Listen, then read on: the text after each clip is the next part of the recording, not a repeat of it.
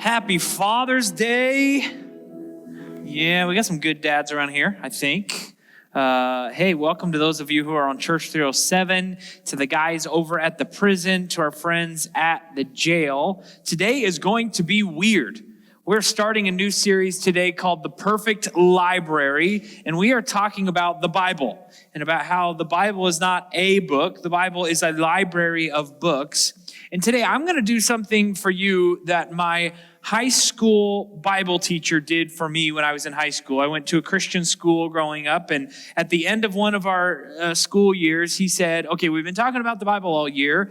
I want to just take an hour and tell you the whole story, beginning to end. Because I don't know about you, but if you're new to Bible reading, or if you've been hearing bits and pieces, Bible stories throughout your life, sometimes it's hard to put them all in a timeline, beginning to end, Genesis to Revelation. And so today, my goal is do what he did in an hour. It's going to be a little more lecture style than normal, but to give you a 30-minute version of the beginning to end story, Genesis to Revelation. And here's my invitation.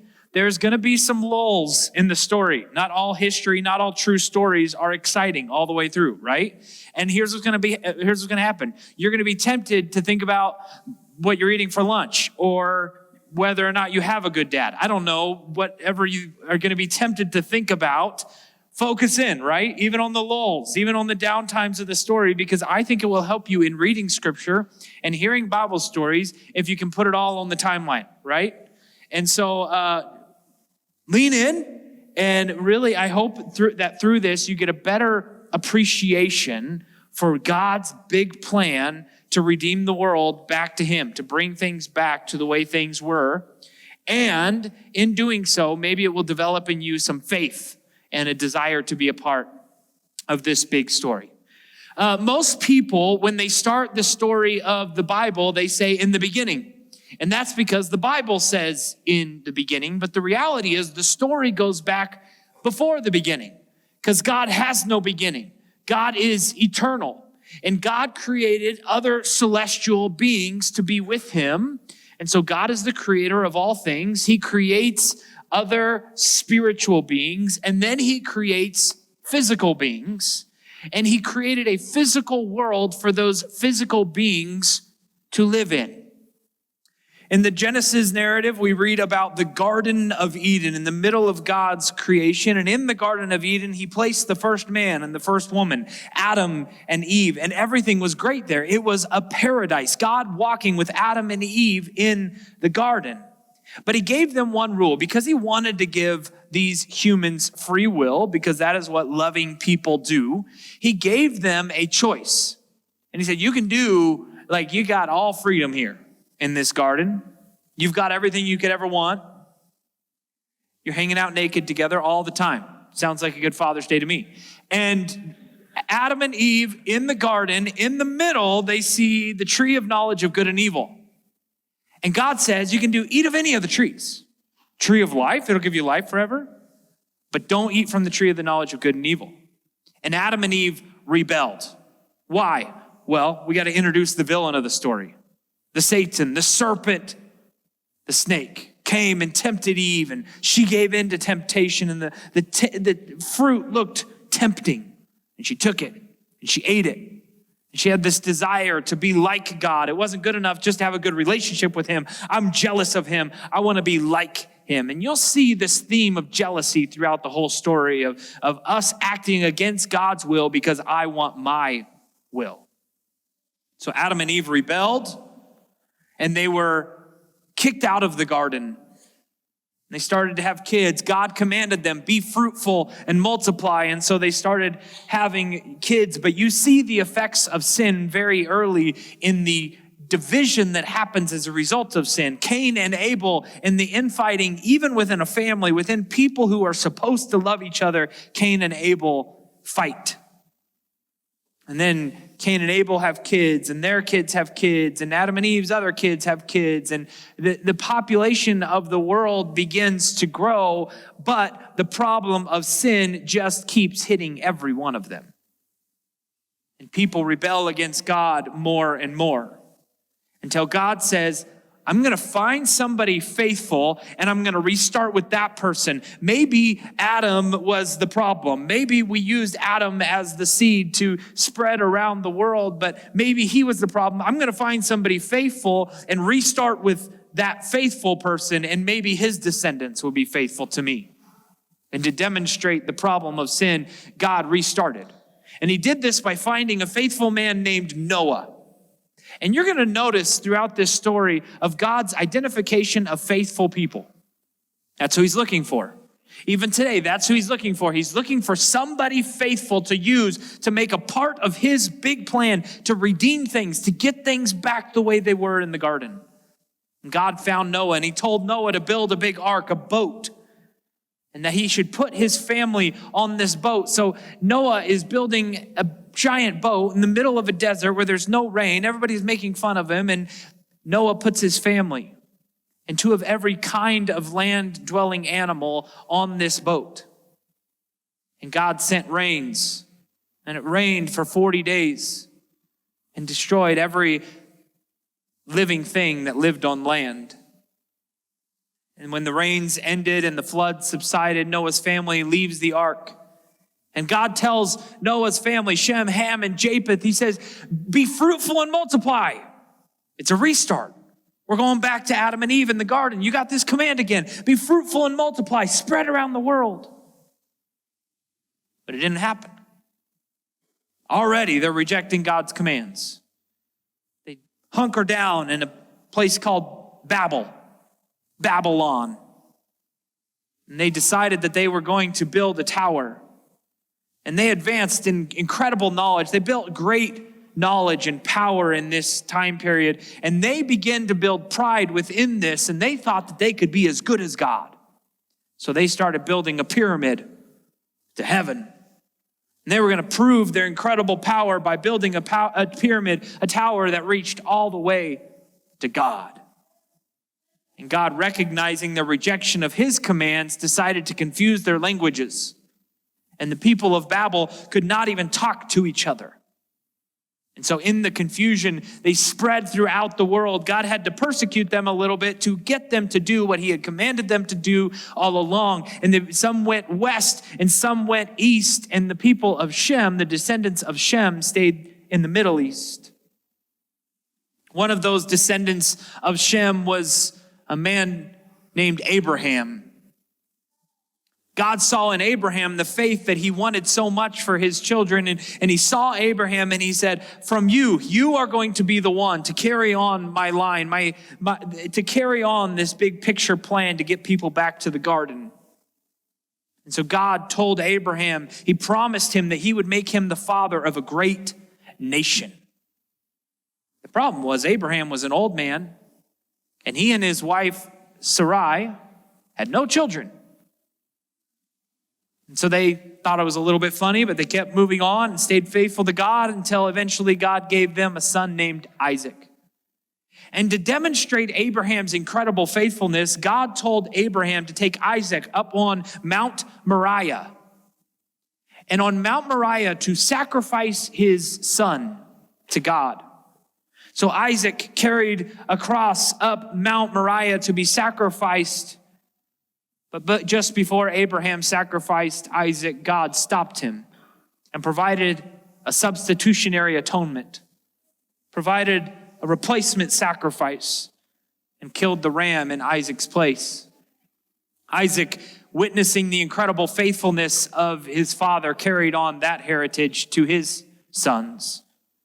He had two sons, Jacob and Esau, who fought against each other, similar to the way that Cain and Abel fought against each other. And you'll see families and brothers fighting against each other all through the story. And Jacob and Esau fought to determine who would be the one to carry on this great promise to become a great nation, to receive the inheritance from their father. Well, Jacob wrestled with God, and he is the one who received this blessing, became the father of the great nation that God had promised to Abraham. So Jacob's name was changed to Israel, and Israel would become the father of Israel. Israel had 12 sons. His 11th son was a guy named Joseph. Joseph was a blessed individual. He had great skills, organizational skills. He had the ability to dream dreams and to interpret those dreams. One night he had a dream that suggested that he would rule over all of his brothers. Joseph was his dad's favorite son, was Israel's favorite son.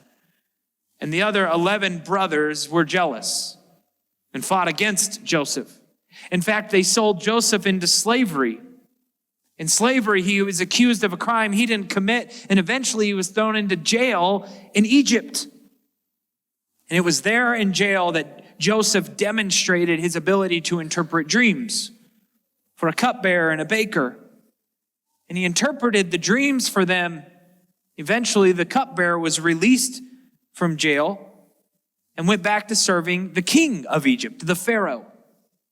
And while he was serving the Pharaoh had a dream. And he asked all the wise men of his country, who can interpret this dream for me? But none of them could until the cupbearer said, I know someone who can. There's somebody in your jail named Joseph, and he could interpret your dream. So Pharaoh removes Joseph from jail and asks, can you interpret my dream? And Joseph says, yes, your dream means that you are going to experience 7 years of plenty and then 7 years of famine. So you should prepare, you should save food for 7 years so that you have something during the 7 years of famine. Well, during the 7 years of famine, it is not only the nation of Egypt that was impacted, it was the entire region of the world that was impacted by this famine. And so who has to come to Egypt looking for food during the famine but Joseph's brothers? So Joseph's 11 brothers come from Canaan, which is where their family lived. They come from Canaan to Egypt looking for food. When they realize that Joseph is their brother, they are terrified, yet also excited. And Joseph forgives his brothers and welcomes them and his father into Egypt. Because by this point, the Pharaoh had made Joseph the second in command of all of Egypt. He was a powerful man. And so Israel raises his family in Egypt. And it is here that God blesses them with incredible fertility. And the people of Israel grow to great numbers. In fact, a later Pharaoh would feel threatened by the incredible growth of the nation of Israel within the nation of Egypt. And he feared that Israel would grow so large that they would overpower the Egyptians. And so he forced the Israelites into slavery. And it was there in Egypt that they were forced into slavery. He also started to kill the young boys to try to reduce the fertility of the people. One of these young Israelite boys that was raised in Egypt was a boy named Moses. See, when Pharaoh was killing all the young Israelite boys, Moses' parents trusted God so much that they put their baby in a basket in a river and trusted that God would take care of him. And he did. Because Pharaoh's daughter found Moses in a basket in the river and raised Moses as her own. Moses became a prince of Egypt. And as a prince of Egypt, he grew up and he gained incredible knowledge and wisdom and was taught in all the ways of the Egyptians. Until eventually one day he saw one of the Egyptian slave drivers beating one of the Israelite men. And as an Israelite, he had compassion on the man. And he defended him to the point that he killed the Egyptian slave driver. In fear of what would happen, Moses ran from Egypt and wandered in the wilderness. It was there in the wilderness that he encountered a burning bush. And God spoke to Moses from the burning bush. And God told Moses, go back to Egypt. And when you get back, demand of the Pharaoh that he release the Israelites from slavery. And so after a long argument, Moses finally determines that he will go back to Egypt. And he demanded that the Egyptians set the Israelites free. They wouldn't do it until God performed 10 miracles through Moses. 10 plagues that forced Pharaoh to release the Israelites from slavery. So the Israelites wandered out into the wilderness that Moses had gone out into on their way to what God told them would be the promised land. It was actually a return to home. It was a return to the place that they had come from. They were going to go back to Canaan. And so they began wandering in the wilderness, and it was in the wilderness that God performed incredible miracles for them. He demonstrated his power for them by parting a sea so that they could walk across on dry ground. He gave them food in the form of manna and quail. He produced water from a rock. He performed incredible miracles. He revealed himself to them, but it wasn't enough for them. They continued to worship the gods as they had seen the Egyptians do in rebellion of the one true God. It was also there in the wilderness that God gave the Israelite people the law. And this law would make them, if they would follow it, it would make them a great nation. It would make them healthier than all the people of all the nations around them. It would make them stronger. It would make their crops more productive if they would just follow the law. But they rebelled against the law, and they rebelled against God. So God established a new ruling order. God placed over them judges, and he gave them prophets, and the judges would protect them and keep them holding according to the law. And the prophets would deliver messages from God. God also taught them to build a tabernacle, a tent out in the middle of the wilderness. And if they could go into this tabernacle and meet with God, similar to the way that Moses met with God in the burning bush. Within the tabernacle was the Ark of the Covenant, this meeting place with God, and these signs to represent his presence in that meeting place. There was so much rebellion among the Israelites that eventually God determined that generation had to pass away before he would eventually allow the Israelites to enter into the promised land, to enter into Canaan. And so God rose up a new leader named Joshua to take over after Moses had died. And Joshua carried the Ark of the Covenant across the Jordan River into the promised land. The first city that they encountered when they entered the promised land was Jericho. And God would again remind them that it is him who would lead them. It is him who will protect them. And God destroyed the city of Jericho. He destroyed their walls and destroyed their people himself. And God's incredible power would allow them to spread throughout the nation of Canaan and to build what we now know as the nation of Israel there. But because the people were unhappy, that they wanted to be like the nations around them, they began to demand of God a king. And God said, no, I'm your king. You don't want a human king. I'm your king. I have given you the judges and I have given you the prophets. This is a better way. Trust me. If you have a king, he's just going to use you. But they demanded it. So God gave them King Saul to prove that he was right. King Saul would become a horrible king, almost like the slave drivers in Egypt. And King Saul eventually would need to be replaced, so God raised up a new king through the prophet Samuel. And the new king was named David. David was faithful. Much more like Abraham and Noah, David was faithful to God. And David was faithful in the shepherd's field. He was a shepherd where he learned to play the harp. And God would use this incredible talent of music to help him to write the psalms, the songs that we still sing today. He also was faithful in the shepherd's fields as he learned how to fight with a sling. He fought a lion and a bear, defended his sheep. He eventually used that skill to defeat Goliath. And the people of Israel loved David, who rescued them from the Philistines. And he would eventually become the king of Israel. And as the king of Israel, David led Israel to a place of incredible power. They became a superpower in the region with incredible technological advancement. And so David told God, I want everybody to remember that it's you that we serve. God, can I replace your tent with a temple? I want to build a temple on Mount Moriah, the same mountain where Abraham went to sacrifice Isaac. And so God told David, we will build a temple, but it won't be you. You've had too much military conquest. There's too much blood on your hands. And so it will be your son, Solomon, who will build my temple. And so Solomon took over as king after David passed away. And Solomon built the temple of God in Jerusalem. Solomon was incredibly wise, incredibly wealthy. He wrote the wisdom books of the Bible, Proverbs, Ecclesiastes, Song of Solomon. The wisdom that we still rely on today was written by this man thousands of years ago.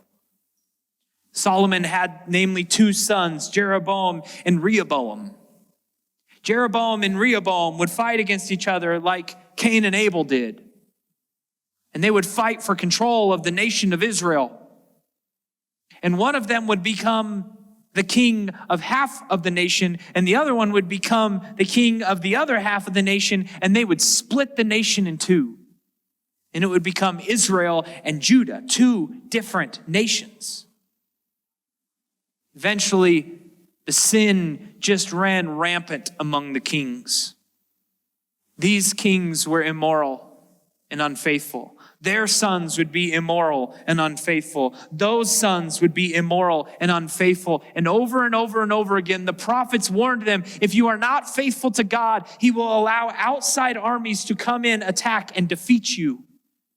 Because up until this point, he's been protecting you, but you can't do it without him. They said, just hold on. Someday he will bring you a new king, a better king, a Messiah. The prophets told them, just be faithful to God. Just wait for him. He's got a way. He will bring you a new king, a Messiah, to set you free, to establish you as an incredible superpower in the world. But they couldn't wait. And they kept sinning. So eventually God would allow the Assyrians to come in and defeat the northern kingdom, Israel. And then eventually he would allow the Babylonians to come in and defeat the southern kingdom, Judah. We call this the Babylonian captivity. As Babylon entered Judah and took from it all of the best and brightest young men of Jerusalem. And they carried them off to Babylon. And it's there in Babylon that we read of incredible faithfulness of Israelites like Shadrach, Meshach, and Abednego, who were faithful to God even when they were thrown in the fiery furnace. It is there in Babylon that we read the incredible faithfulness of Daniel, who with incredible wisdom was raised up as a man of great power in the nation of Babylon. And as kings came and went in the nation, he remained in power.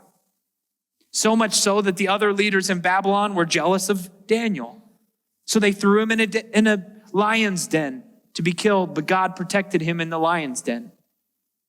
Eventually, a king Cyrus would come into power in Babylon and allow the nation of Israel to return back to Jerusalem and rebuild the walls of their city and rebuild the temple in their city. So they returned home and they rebuilt. They thought it was their own strength they were building in. They ignored God and they continued to sin. So eventually God allowed another great nation to come in and conquer Israel. And Rome would take over and would control, not to carry the Israelites to their own nation, but instead to occupy the nation of Israel. And it was in this time that the people of Israel became desperate for a king of Israel who would revolt against Rome and would raise them up as a superpower again. So the prophets foretold of this Messiah, and they began looking for the Messiah. And many people would come and claim to be that Messiah.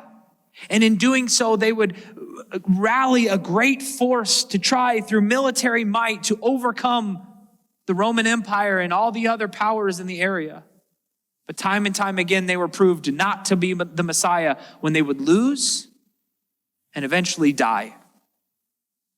Until an angel appeared to a young Israelite teenage girl named Mary, a descendant of David. And he would tell her that she would give birth to the Messiah. because she was faithful. She was picked. She was chosen to be part of this long thread that runs throughout history of faithfulness. Those people who would remain faithful to God. She was picked, just as Abraham was, and Noah was, and David was. And she gave birth to Jesus. We don't know a lot about the life of Jesus as a young boy or as a teenager. When we really begin to learn about Jesus, it is a scene of him and John the Baptist, his cousin, a prophet, foretelling the arrival of the Messiah. John the Baptist baptizing Jesus in the Jordan River. And Jesus would go on to perform incredible miracles that could not be faked.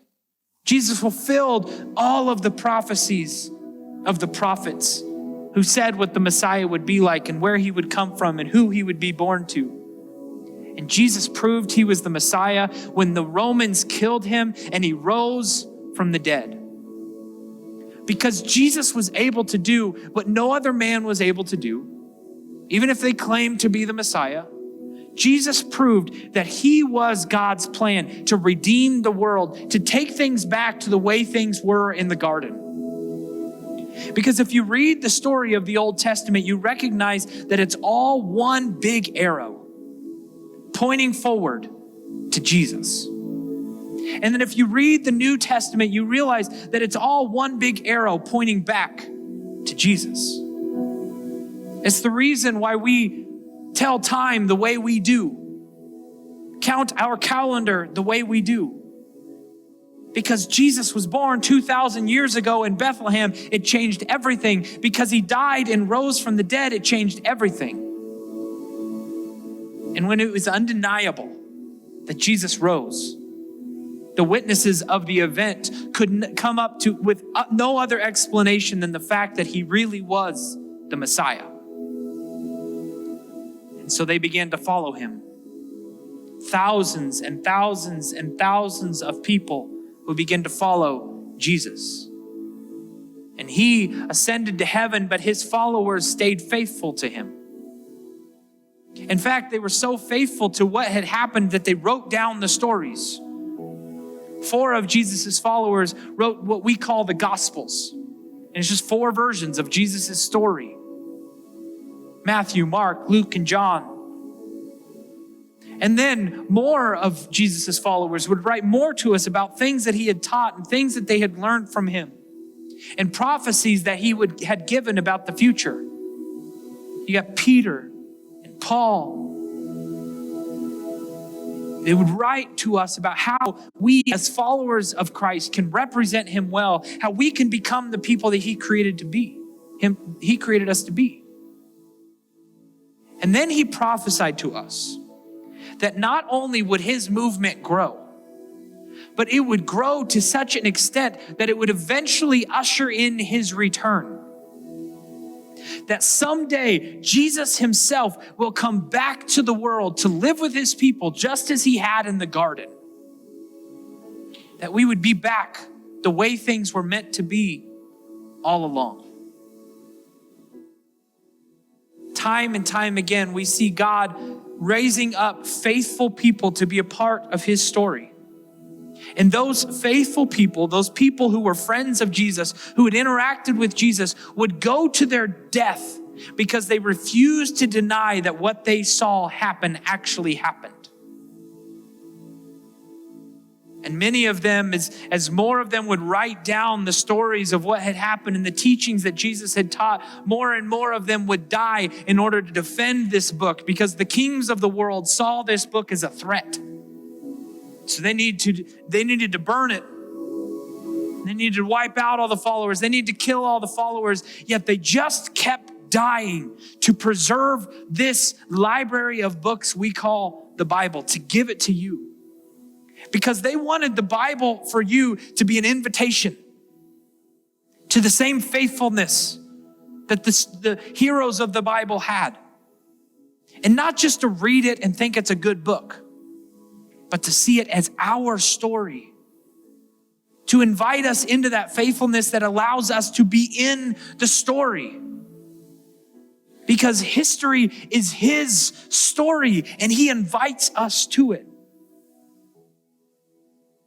So we don't read the Bible as outsiders looking in, as observers who are looking at the admirable things that people had done.